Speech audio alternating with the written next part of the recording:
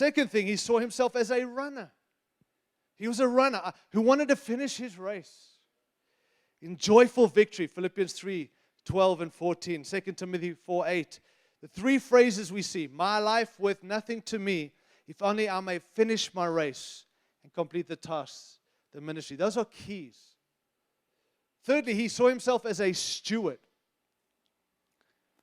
And for his ministry was something that he had received from the Lord. You see, that's probably the biggest challenge for us is the stuff we're doing, have we received it from the Lord, or has it just been heaped on us and added to us, and we're running around doing everything but the thing he's called us to? And suddenly, and listen, it doesn't mean that we don't have responsibilities. And there's a lot I'm doing that I wish I didn't have to. I mean, let me tell you, just in my position, I just want to preach the gospel. I don't want to deal with the issues of people. I don't want to have to make a decision what we pay for and what we...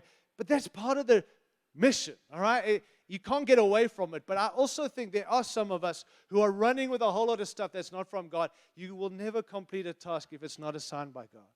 You're not required to, and maybe that's the season on us. What do you require of me rather than what do people want from me? Hello? Pastors, for a moment, can I just step on your toes? You don't have to jump through hoops to keep God people. If God's given them to you, lead them.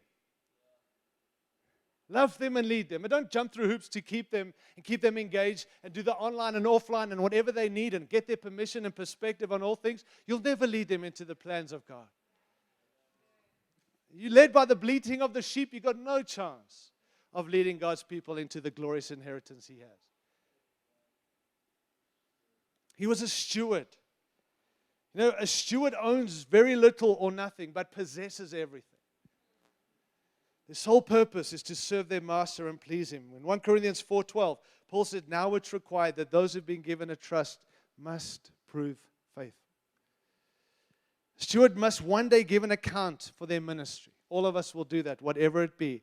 And Paul was ready for that day.